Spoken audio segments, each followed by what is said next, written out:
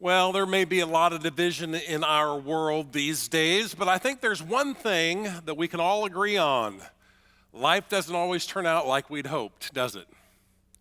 Sometimes life can throw us a curveball, and when it throws us that kind of curveball, it can turn our life upside down and bring us something for which we didn't deserve, and we certainly wouldn't have wished upon ourselves. And so, in this series over the last couple of weeks, we've been talking about how to get through what you're going through, and we've looked at different phases or stages of faith. For example, the stage of faith that a lot of times we begin with is a confident faith. That's where life is going great, our prayers are being answered, everything is going just exactly like we wanted.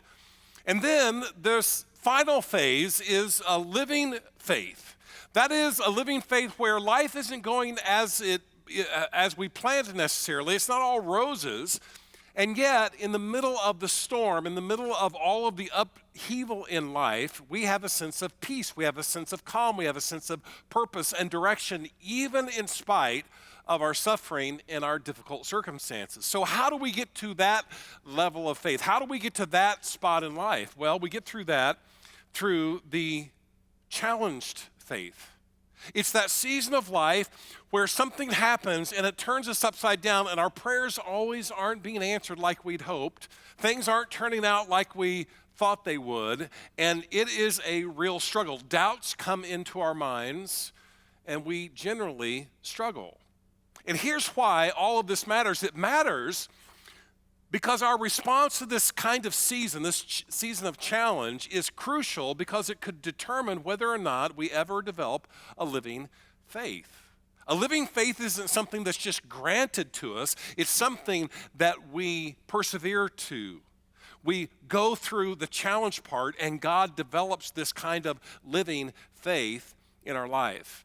Over the last few weeks, we've been looking at the event of the exodus of the Israelites out of the land of Egypt. They had been in slavery for 400 years, more than 400 years, and God calls Moses, who was raised in Egypt. He was raised in the house of Pharaoh, but because of set of circumstances, he fled as a fugitive of justice. And so Moses left. He'd been gone for 40 years. He was a shepherd. He had restarted his life like many people do. He'd restarted his life, and God came to him and said, Moses, I've heard the cry of my people. I want you to go back into Egypt, and I want you to deliver my people from their bondage. I'm going to bring them into a land that I have promised to their forefathers, a land flowing with milk and honey, a bountiful land, and you are the one that I want to go down for this project. And so Moses goes down, and God delivers his people from the land of Egypt, from slavery, from their oppression. And instead of going directly to the land of promise, God takes them through the desert. And in the desert, they experience some challenges. You experience some challenges, don't you? And so we've been looking at this story, and I don't know if it's just me or if you've ever done this, but do you ever, when you're reading a book, do you ever flip to the end of the book to see how it ends? Anybody ever done that? Anybody? All right, a couple of us. Any of you, when you're watching kind of an intense movie that's a little scary, any of you just kind of hit the pause button and then fast forward to see what's going to happen, and then go back to to where you were just to see, do they jump out? Do they get killed? What happens there? Sometimes I do that, not with my family because I don't want to ruin it for them, but sometimes when I'm alone, honestly, and don't tell anybody this, that's what I do when I watch a movie. I fast forward just to see what happens. That way I'm not scared when it happens, right? Like, I knew that was coming. I knew that was coming.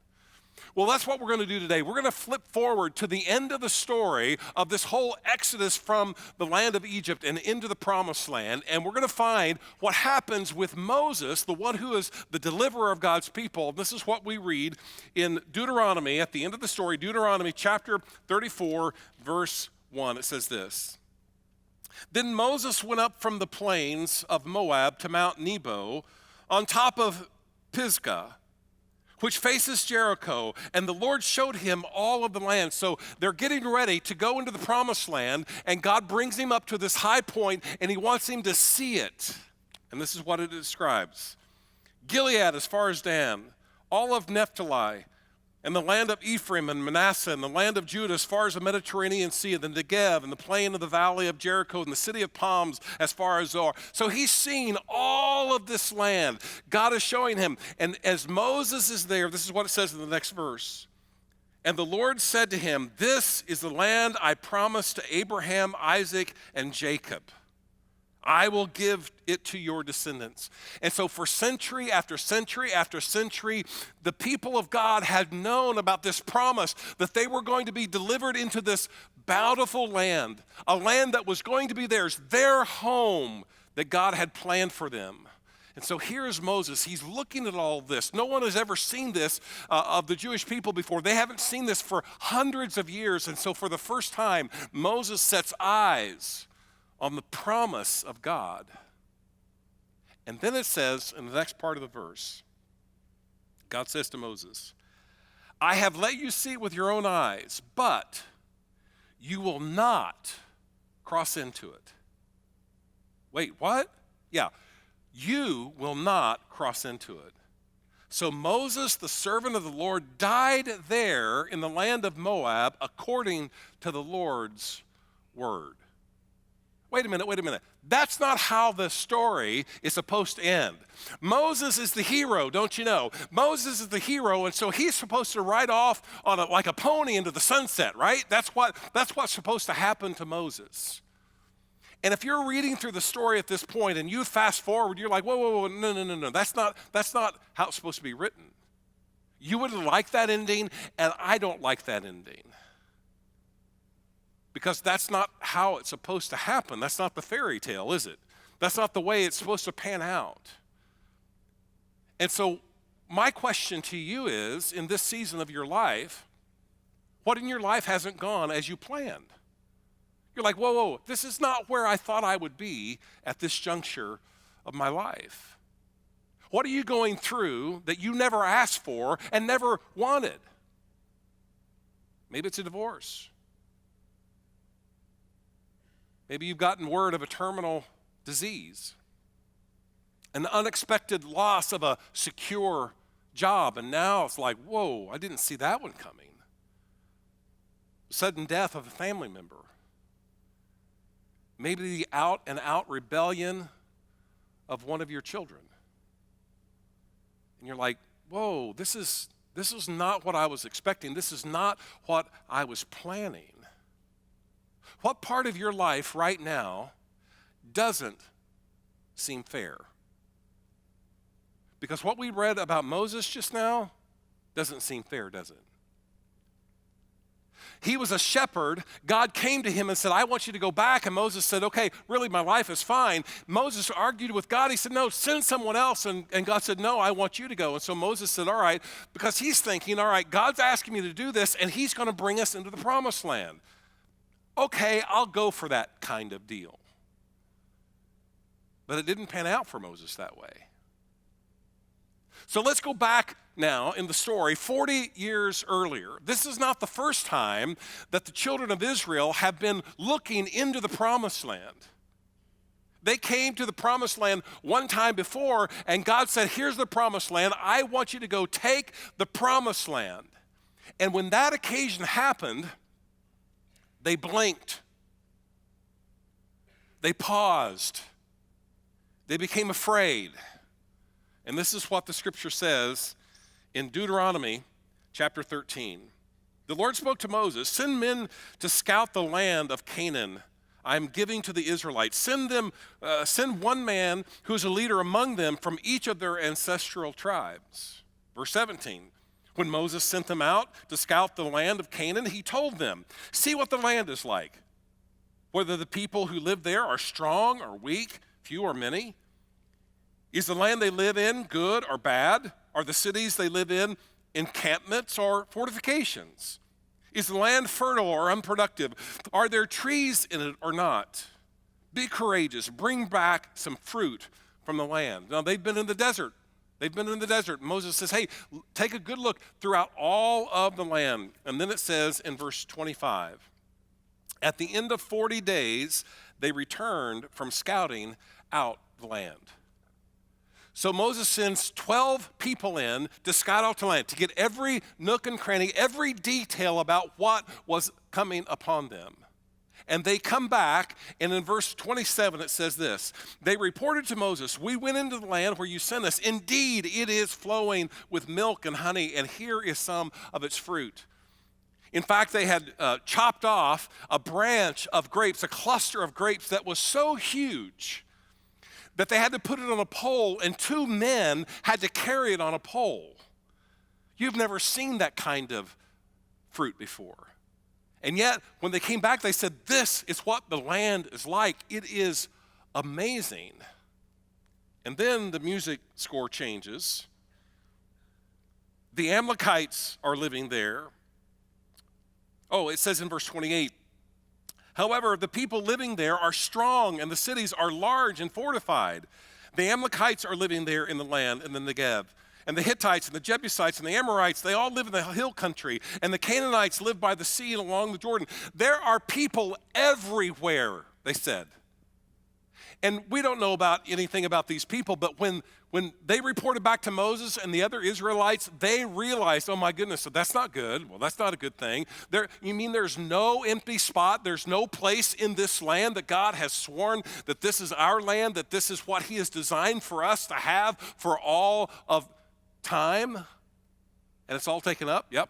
And it's taken up by affordable people who are a threat to us.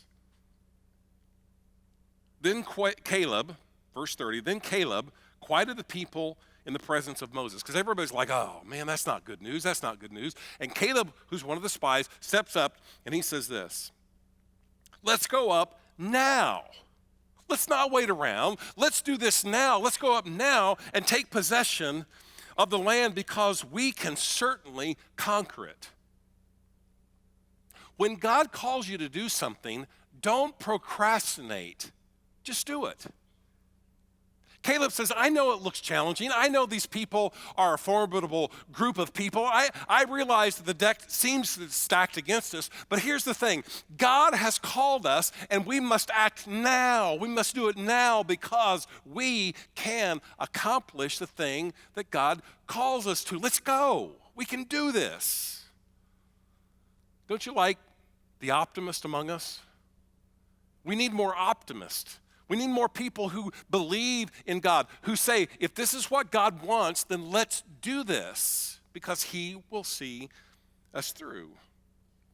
Verse 31, but the men who had gone up with him responded, "We can't attack the people because they are stronger than we are." Duh! Haven't you been paying attention, Caleb? So they gave a negative report to the Israelites about the land that they had scouted. They started talking down about it. No, watch this description. "The land we passed through to explore is one that devours its inhabitants." You can see the drama. "And all the people we saw in it are men of great size. They're giants. And we even saw the Nephilim." Oh no. "To ourselves we seemed like grasshoppers, and we must have seemed the same to them." The Nephilim were men of renown. They were giants in the land. And what these people are saying is, we can't do it. We're outnumbered. We're overpowered. There's no way we can do it. We will be devoured. We will be squashed out like grasshoppers if we try to go in. No way we can do this. And so the people said, no. And because the people said no and did not do the thing that God had called them to do, had really commanded them to do, God said, here's the deal, all right? Because you said no, because you don't have faith in me to do the thing that I've asked you to do, you will wander in the desert for 40 years, 1 year for every day that you scouted out the land of Israel. That is your judgment. And everyone who is above 20 years of age will die in the desert. That is the judgment against you. And so when that word came back to the Israelites, somebody said, oh, wait a minute, maybe we can take the land. Yeah. Let's take the land. God said that we can take the land. And so all of a sudden they jump on the bandwagon about, let's go. And so they rallied up a bunch of people, and Moses says, do not do this. God has spoken. If you go down to the land, you will be killed. And they said, no, God will be with us. And so they did. They got up a bunch of people. They went down to the land to invade it. And exactly what Moses said happened. They were all killed. And so Moses and the people, they got up, they left, and they wandered in the desert for 40 years. Now you would think, after all that they have been through, that they had learned their lesson. Like God had brought them up to the precipice, the promise that had been theirs for century after century after century after century, and they blinked. They didn't believe God. That's a hard lesson to learn, isn't it? And once you go through that kind of thing and people start dropping like flies all around you because of your disobedience, you're like, you know what? I think I'm going to get it right the next time. Wouldn't you? But they didn't. If you fast forward a couple of chapters into Exodus or Numbers chapter 20, this is what it reads. The entire Israelite community entered the wilderness of Zin, and in the first month they settled in Kadesh. There was no water for the community, so they assembled against Moses and Aaron. All right, this is not the first time this has happened. They're in the desert. They don't have water. And before, God had come to Moses and said, I want you to take your staff, I want you to tap the rock, and out of the rock will come water, and it will it will satisfy their thirst. And so Moses did. And so here again, the people are in the desert. They're in a different place now, and they come against, they gang up on Moses and Aaron. And they're saying, hey, the thing that you promised, this is not working out. They haven't learned their lesson. This is what it says, verse 3. The people quarreled with Moses and said, if only we had perished when our brothers perished before the Lord. Why have you brought the Lord's assembly into this wilderness for us and our livestock to die here? Really? That's what you're going to ask? Now, I'm not Moses. But if I were Moses, I have about a dozen things I would have said in response to this stupid question. Why did you bring us out here? Okay, the reason why I brought you out here is because God answered your prayer, dummy. You were saying we're in slavery, we're getting abused here. God, save us. And God said, okay, I will save you. And he sent me to help save you. And miracle after miracle after miracle, he has delivered you out of slavery. He has answered your prayer. How in the world can you say, why are we out here? Why didn't you leave us back? It would have been better if we'd have died in Egypt. Are you serious? I mean, I would have gone off on these people. You probably would have gone off too. Parents, you ever go off on no, you've never done that to your kids. Never once. It's a dumb question. Don't ask dumb questions. Verse 6. Then Moses and Aaron, I told you what I'd do. Then Moses and Aaron went from the presence of the assembly to the doorway of the tent of meeting. They ran to God. They didn't blast away, and they would have been in their right to blast away the people. But they went directly to God.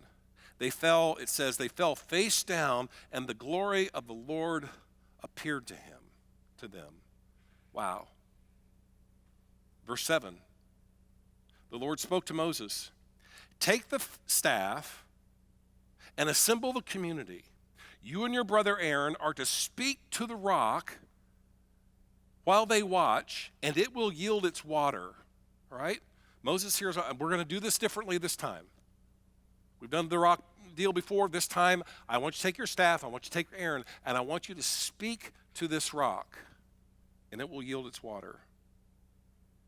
And then he says, you will bring water for them from the rock and provide drink for the community and their livestock. So Moses took the staff of the Lord's presence from the Lord's presence, just as he had been commanded. Moses and Aaron summoned the assembly in front of the rock, and Moses said to them, now, if it were me, this is one of my favorite verses in all of the Bible, right here. It really is. This is and I'm like, yes, finally, speak your mind, man, speak your mind. Moses said to them, listen, you rebels. I don't know. I just love that. Listen, you rebels. Must we bring water out of this rock? He's really letting them have it. And well, he should. They were rebellious. They were stiff-necked. You ever feel like you get pushed over the edge a little bit? This is Moses. And unfortunately, he doesn't stop with just these words. Then Moses raised his hand and struck the rock twice with his staff so that abundant water gushed out and the community and their livestock drank. Wow.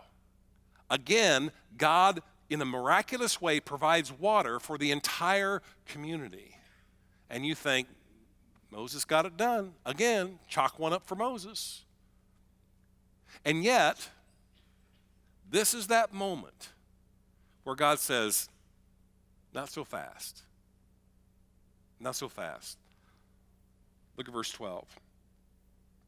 But the Lord said to Moses and Aaron, because you did not trust me, because you did not trust me to demonstrate my holiness in the sight of the Israelites, you will not bring this assembly into the land I have given them. Because you kind of went off and did your own thing here, I said, speak to the rock, and you said, nope, I'm going to strike the rock with the staff. I'm going to call attention to myself. Because you did not trust me and do what I asked you to do in the way that I asked you to do it, it's going to cost you. And you say, wait a minute. Moses got pushed to his limit. How much can a man take? We understand this, don't we? We get pushed to our limit. Somebody pushes our button, they just keep on mashing those buttons, and then finally, you're just like, what do you expect me to do? Act like Mother Teresa the whole time? And Moses goes over the edge. And God says, shouldn't have done that. Shouldn't have done that. Now, if you fast forward back to the end of the story, back to Deuteronomy Chapter 34, you would say, you know what? This whole deal seems unfair. It's not that big of a deal. He struck the rock once before under the command of God, and this time, so what? He didn't really obey. James, this is not that big of a deal. Why did God do this? And we don't like to settle with this question. We don't like this question because it bothers us. It forces us to face these kinds of questions. Wait a minute. This is Moses we're talking about. What happens if, or what if, next slide. What if I'm never delivered from whatever it is that I'm going through? Like, Moses was on track to be in the promised land, and then, at the very end, God says, no, remember that thing where you struck the rock twice and I said to speak to it? Yeah, you're not going in. And you say, well, James, that seems so petty. Surely God will be gracious and let him in. Here's the thing. God is gracious again and again and again and again and again to his people. And on this occasion, God says, nope, I'm going to hold the line. And you're saying, wait a minute, if it didn't work out for Moses like he thought, I'm like, okay, God, I don't want to go back into the land of Egypt, but if you're asking me to do this, then I will do this. And then it was just one headache after another headache after another headache. It didn't go smoothly for Moses.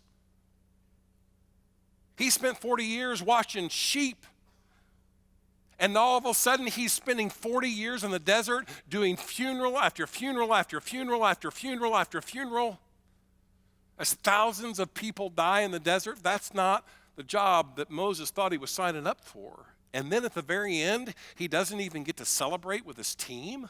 He doesn't be able to go into the promised land. What happens if I'm like Moses?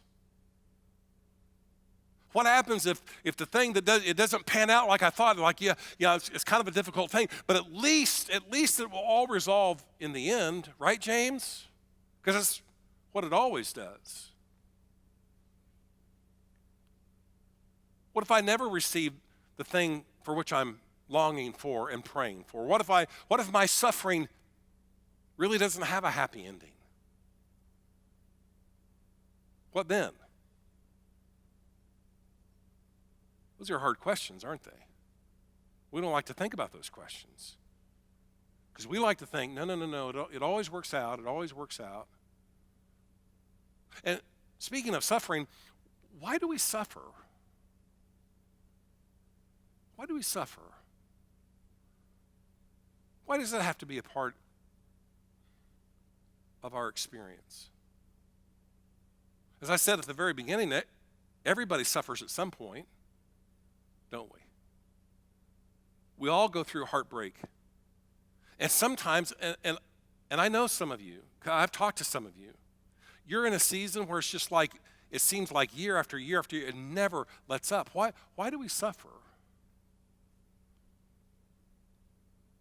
Sometimes we suffer because we've just made some really bad decisions, right? Anybody suffered because you brought it on yourself?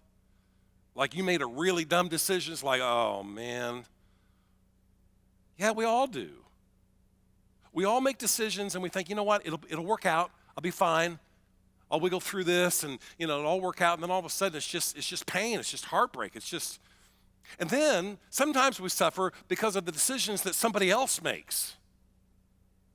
Like we were cruising along just fine, and then that nincompoop over there, she did the thing, and then all of a sudden she blew her life up, and my life blows up at the same time. Like I was doing everything. Look, I was being very ethical in the way that I was doing my job, but my boss's boss caved in the whole company because of his actions.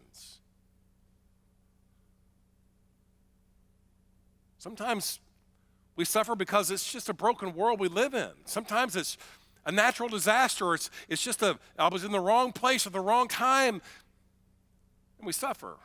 And sometimes it's just like all of the above, right? A lot of reasons. And it's the question that we ask, all of us ask at some point, God, why? Right? You've asked that question. I've asked that question. Why? Why would you let this happen? Why is this happening? Why? And I want to suggest to you that there's a more important question than why. And that is, how will we respond to our suffering? That's really the question that we've got to answer. Suffering is common. It's never going away. It's going to be here throughout all of human history. So the question that we've got to answer is, how will we respond to suffering? Earlier this year, I finished a biography on the life of Dietrich Bonhoeffer. He was a pastor in Germany during the World War II era. It's called Bonhoeffer, Pastor, Prophet, Spy. And it was a great biography by Eric Metaxas. I would encourage you to read it. I learned so much about the underpinnings of what was actually happening in Germany, things that I never had really known. And at the end of his life, before the war was over, right before the war was over, Bonhoeffer was finally arrested and he was thrown into prison. And like so many other people, he suffered in prison. You may have heard of the name of Viktor Frankl. He's a psychiatrist. He actually was one of the people who survived the Holocaust. And he wrote a book after the war was over called Man's Search for Meaning.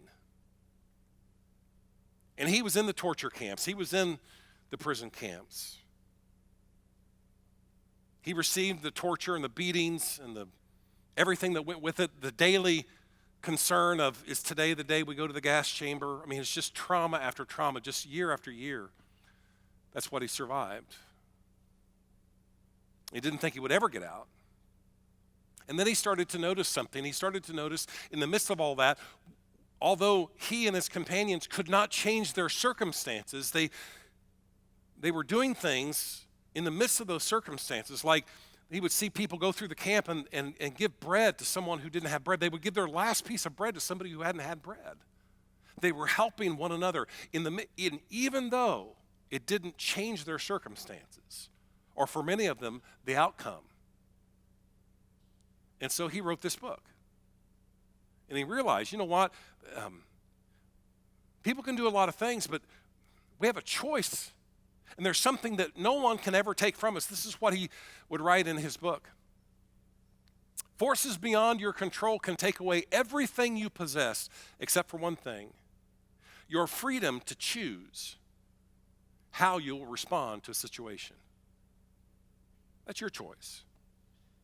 No one can take that. I mean, they can try to force you into a choice. They can do a lot of things, but you get the freedom to choose. It's your choice. And then he said this, and this is remarkable. Suffering in and of itself is meaningless. Suffering in and of itself is meaningless. We give our suffering meaning by the way in which we respond to it.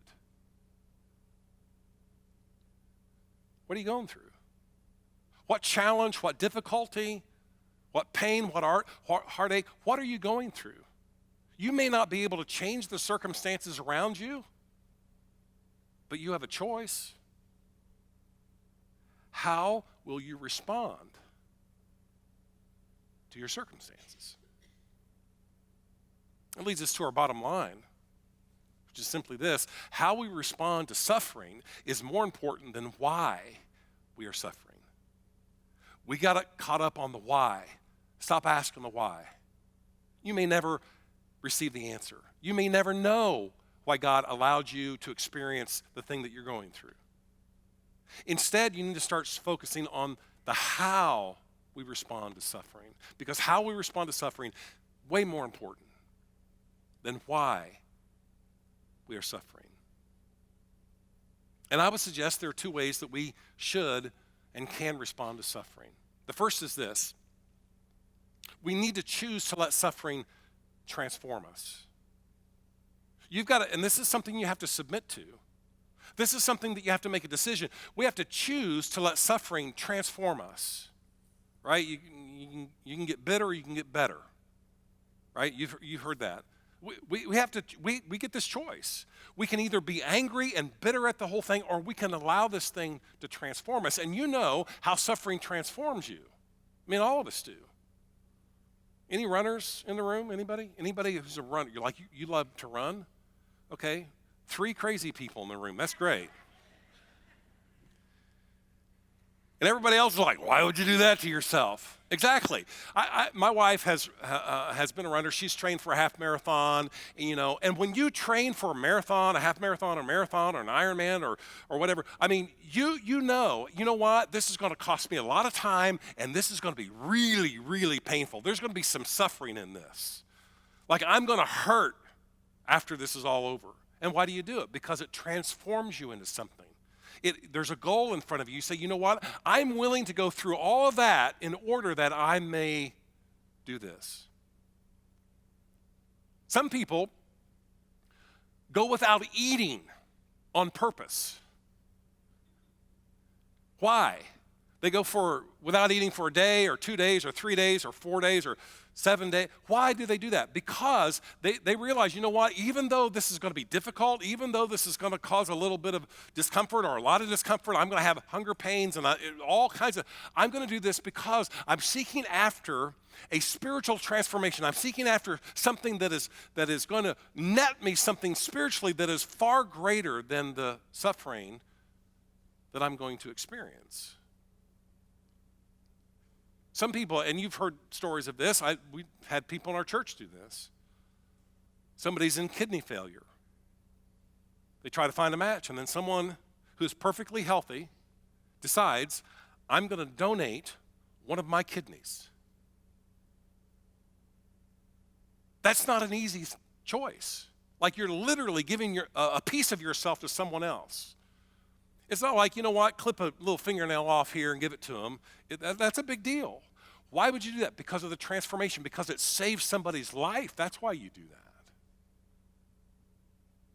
You see, the reality is we're okay with suffering when we choose for ourselves because we value the transformation that we want. Like, we make ourselves go through suffering and hardship all the time for something that we desire. My point is this: we need to value the transformation that comes from unwanted suffering. We know how to endure suffering and pain and hardship because of the choices that we've made on purpose. What we need to do is value the unwanted suffering and the transformation that comes from that. So you need to choose to let suffering transform you, develop your character, make you stronger. It can do that. The second choice that we need to make is we need to let suffering remind us of the bigger story. We need to let suffering remind us of the bigger story.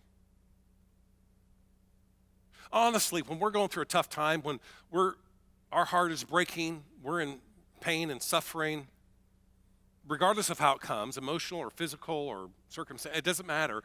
But we're in those moments, what do we think about? Our thoughts generally are all on what? Me.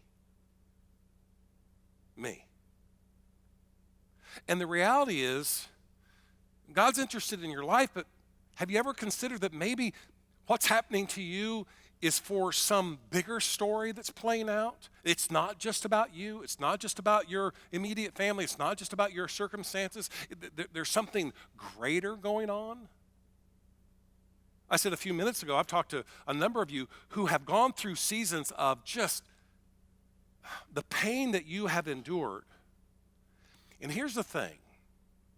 You need to know this. Some of you, and you know who you are, I've talked with you. You need to know, I marvel at how you walk through that pain and suffering. I marvel at how your attitude is and how your joy is there and your trust in God. I marvel at that. And I'm just telling you, the way that you go through the difficult trial that you're going through inspires me. And you would hope this too. I hope I never have to go through the kinds of things that you go through. But if I do,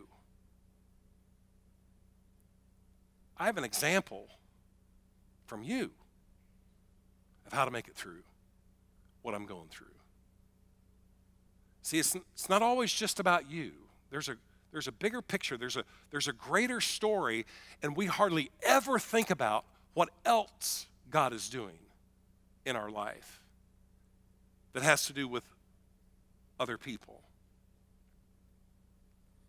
You see, when you come to Deuteronomy Chapter 34 and you read that God said, "Nope, Moses, I'm going to let you see it, but I'm not going to let you experience it. Your feet will never touch the promised land. You will never see its bounty. You will never be able to celebrate with the people as they go in. That's not for you." And if you close the story at that point, if that's the way the movie ends, it's just like a downer. It's like, no, that can't be how it ends. Because you feel like if it ends that way, and it does end that way for Moses, he dies on the mountain. And Joshua takes him into the promised land. But if it ends that way, we think, well, goodness, Moses was a failure. Like he really goofed up and he messed it all up for himself. All of that sacrifice and all of that suffering and all of that, just the complaining and the just year after year after year, all of that misery. And he never got to celebrate with his team. Maybe. But listen to how the end of Deuteronomy puts it. This is after Moses has died. Someone else has taken up the pen and writes the final verses of the chapter. Verse 10. This is how Moses is described. No prophet has arisen again in Israel like Moses, whom the Lord knew face to face. Like, Moses was special because no other prophet, no other person did God come and speak to and with face to face. They had conversations that would blow your mind. No one else ever had that kind of relationship with God, it says. Verse 11. He was unparalleled for all the signs and wonders the Lord sent him to do against the land of Egypt, to Pharaoh and to all his officials, to all his land. No one ever did anything like that. And verse 12, and for all the mighty acts of power and terrifying deeds that Moses performed in the sight of all Israel. It wasn't about Moses. There was a much larger story going on. And Moses had his ups and he had his downs. And at the end of the day, God kept true to what he said. Moses, because you've done this, I'm not going to let you enter. And yet, the bigger picture is, look what God did through Moses. It wasn't about his personal triumph. It was about how God used Moses. You and I are here today because Moses was faithful. He wasn't perfect, but he was faithful. There was a bigger story at play here. And so Moses is remembered as one of the greatest men in the Bible. He was not a failure, and his suffering and his trials were not in vain. Moses played a huge part. Moses played a huge part in the bigger story of God's plan to help people find their way back to him. And I don't know what you're going through today, but I do know this. Your life story is not just about you. It is a part of a grander story that God is weaving. And there are two ways that we can respond, and this is what I would encourage you and invite you to do. Choose to let suffering transform you, and let suffering remind you of the bigger story at play. Because, bottom line, how we respond to suffering is more important than why we are suffering. Let's pray. Father, I know that there are many people right now who are struggling. Their heart is breaking wide open. They're in a season of pain and suffering and difficulty and challenge, perhaps like they've never experienced before. And right now, Father, more than anything, they just want to be done with and delivered from. And Father, I don't know what your plan is for them in this moment, but in the midst of what they're going through, God, would you help them submit to the process that you're working in their life, that this would transform them in some way into the person that ultimately you want them to be. Strong and courageous, filled with grace and mercy and compassion for others. Or whatever else it is that you're trying to do in their life. And Father, would you help them understand that it's not just about them. There's a larger story that you're weaving.